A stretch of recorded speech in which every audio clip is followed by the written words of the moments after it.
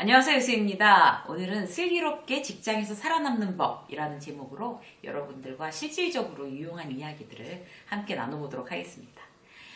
코로나 때문에 다 힘드시죠? 직장인들은 그런데 상대적으로 힘들다는 소리를 더 못하는 것 같아요. 왜냐하면 지금 막 소상공인, 막 자영업자들이 막 폐업을 하고 진짜 여기저기서 곡소리가 나게 지금 생겼으니까 그래도 직장인들은 월급쟁이들은 월급은 받잖아 라는 이야기를 많이 듣습니다.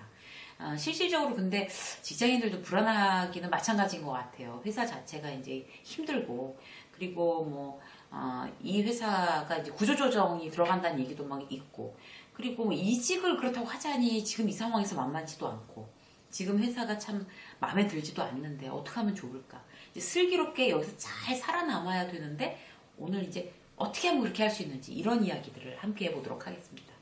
그 한 조사기관에서 그 직장인들 대상으로 이제 설문조사를 했는데요. 직장인들 중 10명 중 7명이 그야말로 버티는 거래요. 우리 막 그런 얘기 하잖아요. 존버 막 이런 얘기 하잖아요. 그야말로 버티고 있다고 합니다. 이유가 뭔가 하면 경제적인 이유 때문에 이제 당장 이제 월급을 받아야지 살 수 있으니까 그런 거. 그 다음에 더 좋은 조건으로 이직하는 게 쉽지 않아서. 그리고 뭐 다른 회사도 크게 다를 것 같지 않아서 이제 이런 어떤 이유 때문에 그 회사에서 이제 그 회사가 100% 만족스럽진 않지만 일단 잘 버티자 이제 이런 마음으로 있는 거라고 해요. 참 슬픈 얘기죠. 굉장히 이 회사가 난 너무 좋아 이렇게 하면서 회사 다니면 참 좋을 텐데 말이죠. 그게 참 우리들의 로망이지 실제로 그런 일들은 그렇게 많지는 않은 것 같아요. 자, 회사에서 그냥 버티는 것 자체만으로 우리가 행복할 수 있을까요? 그렇지 않거든요. 그러니까 대부분의 잠자는 시간 외에는 다 직장에서 있다고 재택근무를 물론 이제 하시는 분들도 많겠지만 회사에서 대부분의 이제 내 일상의 시간들을 다 보내는데 그 회사에서 성장하면서 즐거워야지. 그래야지 이제 인생 자체가 행복한 거 아닐까요? 그래서 직장 문제에 대해서 영상으로 세부적으로 다루긴 하지만 오늘은 가장 이제 기본적인 문제를 한꺼번에 이제 몰아서 한번 샥 훑어보는 그런 시간을 가져보도록 하겠습니다. 자, 어떻게 하면 슬기롭게 직장에서 잘 버틸 수 있을까? 첫 번째는 직장 문제는 다 해결 가능하다는 걸 깨닫는 거예요. 이제 전직 직장 생활을 이제 오래 했으니까 저처럼 이제 오래 하신 분들은 대부분 다 느끼실 거예요. 특히 직장 생활을 길게 하다 퇴직하신 분들. 퇴직해서 이제 본인 이제 다른 어떤 일을 저처럼 이제 따로 하시는 분들은 더욱더 이제 그런 생각 많이 하게 됩니다. 회사에서 해결하지 못할 문제는 나와서 생각해보니까 거의 없는 것 같아요. 근데 그 회사에 있을 때는 그게 굉장히 막 큰 태산처럼 나한테 이제 와서 나를 막 짓누르고 어떤 이런 느낌이 들죠. 문제가 있으면 이제 해결하겠다고 선택하는 게 중요한데요. 회사의 문제는 이제 내 의지로 들어온 조직이기 때문에 각자의 다 이해관계가 얽혀 있는 거잖아요. 그래서 다 해결점이 있다는 게 특성입니다. 그거를 딱 이제 믿고 회사 문제는 어쨌든 해결점이 있어라고 이제 그 해결할 수 있다라고 생각하는 건 굉장히 우리들 마음을 가볍게 만들 수가 있어요. 왜 이런 거 있잖아요. 뭐 운명적인 사랑, 그다음에 가족들은 어쩔 수 없이 엮여 있는 거 있잖아요. 가족 태생의 비밀, 이런 거 있잖아요. 막 숙명, 이런 게 있잖아요. 근데 회사는 그렇지 않아요. 숙명이나 운명 아닙니다. 내가 원해서 스스로 선택한 어떤 조직이기 때문에 거기에서 일어난 문제는 전부 다 해결할 수 있다. 거기서 출발하는 게 마음을 가볍게 이제 출발할 수가 있어요. 비즈니스 관계니까 말이죠. 자, 두 번째는 뭔가 하면 직장에서의 인간관계는 내가 강해져야 원활하다라는 걸 깨닫는 거예요. 회사에서 이제 가장 버티기 어려운 문제를 하나만 꼽으라고 하면 직무 이런 것도 아니고 인간관계라고 얘기하시는 분들이 대부분입니다. 직장 상사와의 문제, 동료와의 문제. 요즘은 이제 젊은 후배들 때문에 또 소갈이 하는 사람들이 많아요. 이제 그들 때문에 회사에 나가기가 싫다고 하시는 분들까지 있어요. 정말 심각하게 고민하시는 분들은 세대 간의 갈등이 그만큼 심하고 그다음에 소통이 안 된다는 얘기겠죠. 회사 인간관계에 내가 강해지려면 세 가지가 필요합니다. 첫 번째는 어떤 건가 하면요. 일단 자존감 공부를 하셔야 돼요. 제가 이제 얼마 전에 일본 영화 행복 목욕탕이라는 걸 봤어요.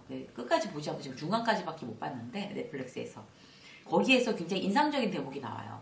그 여자 주인공의 딸이 고등학생인데 거기서 이제 이지매 그야말로 왕따를 당하고 있는 거예요. 그래서 그렇게 괴롭힘을 당하면서 이 딸이 이제 그 학교를 아침에 안 가려고 하니까 이제 그 엄마가 막 이제 거의 몸싸움을 하면서 이제 애를 학교를 보내려고 그래요. 근데 거기에서 그 엄마가 막 소리를 지면서 뭐라고 하냐면 학교에 가라고. 어쨌든 가야 된다고. 맞서서 싸울 용기를 내라. 네가 용기를 내라. 라고 얘기를 하니까 그 딸이 나는 용기가 없어. 나는 그렇게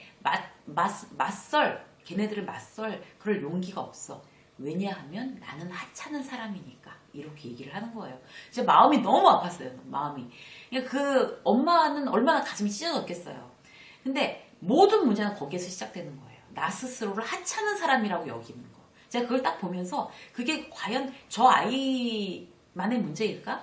회사에서 인간관계 어려워하는 사람들이 대부분 무의식적으로 그렇게 생각하고 있어요. 나는 이제 그 용기가 없다.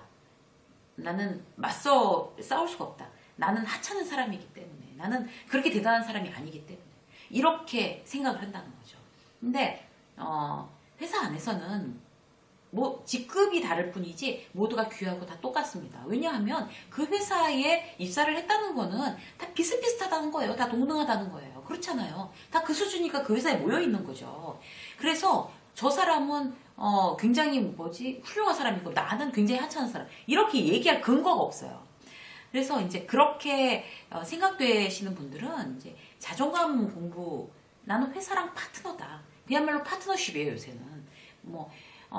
나는 회사랑 어떤 파트너십이고 나는 정말 여기서 내가 그들이 원하는 거를 이제 나의 능력을 제공하고 난 월급을 받고 이제 이러는 거잖아요.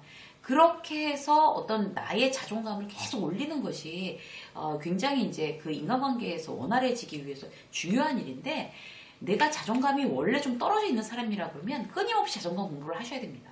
근데 떨어져 있는 상태에서 자존감 공부도 안 하게 되면 정말 그야말로 답이 없는 거죠.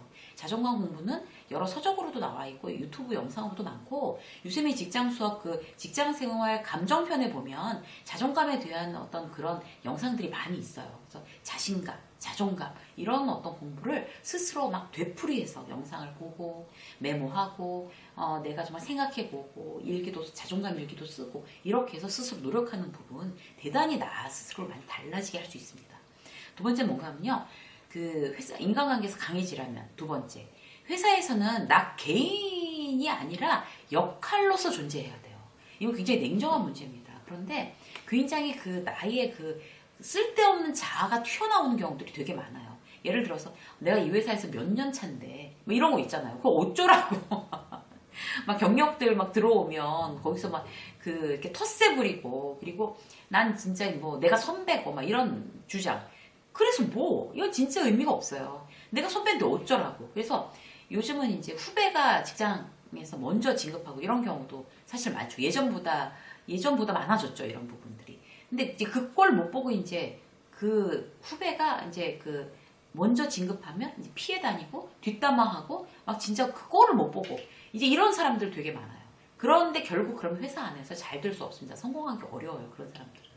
거기서 자기 역할로서 나는 뭐 과장, 나는 팀장, 내가 하는 거는 마케팅의 이런 책임자, 관리팀의 이런 책임자 이 역할이 중요한 거지. 내가 여기서 몇 년, 그 다음에 내가 쟤보다 먼저 들어왔는데 이런 건 아무 의미가 없습니다.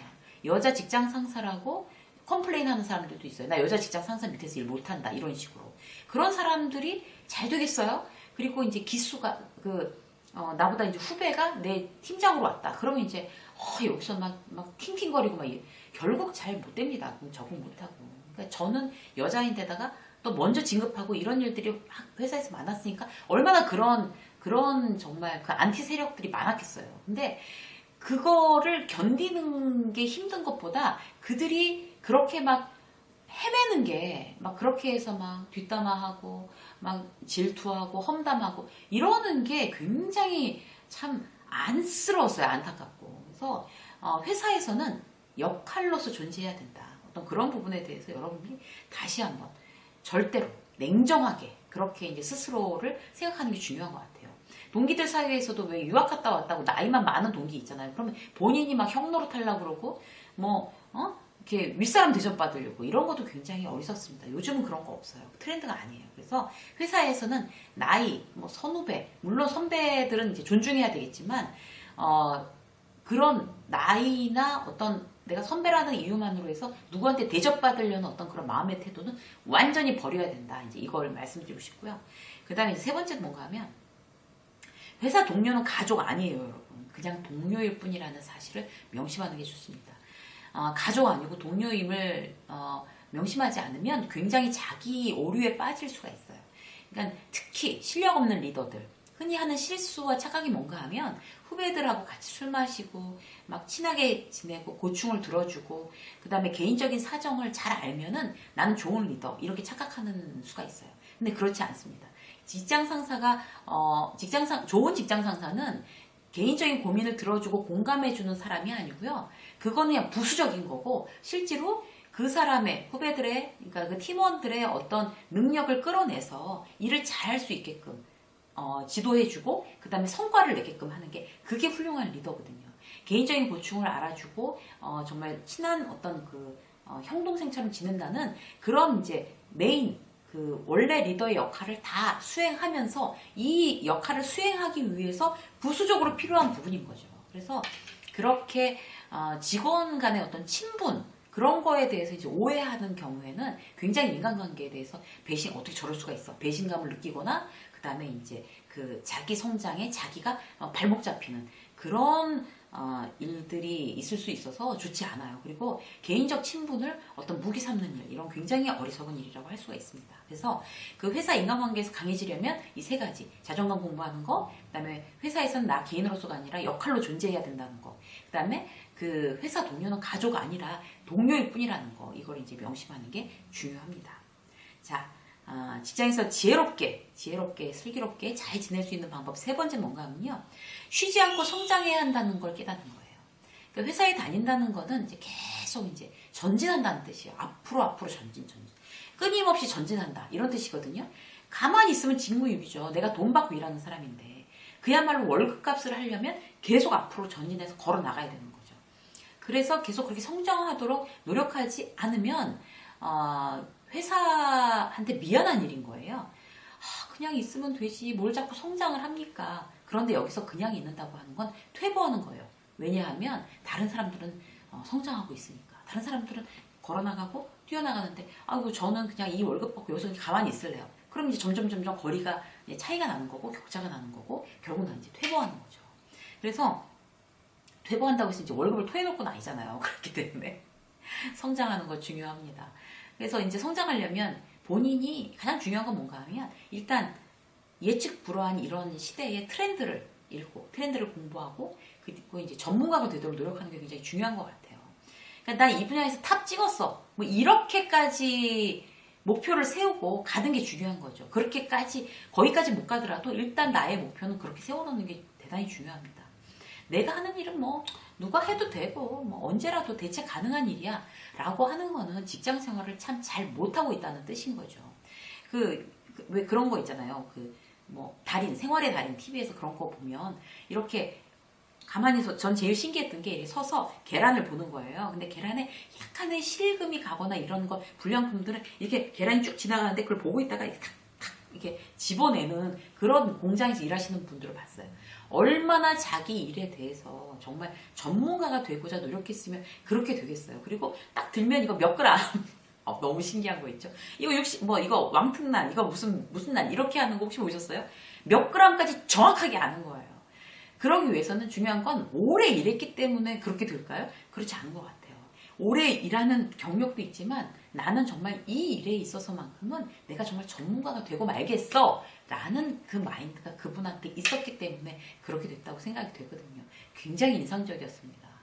그래서 그런 이제 트렌드를 읽는 것 같은 경우도 나는 컴퓨터 잘 못해 막 신입사원한테 와서 이것 좀 해줘 이렇게 얘기하는 거 대단히 창피한 겁니다. 그래서 신입사원한테 또 배워야 되는 거죠. 요즘 어떤 그런 기술이나 이런 부분에서 너무 많이 바뀌고 있으니까.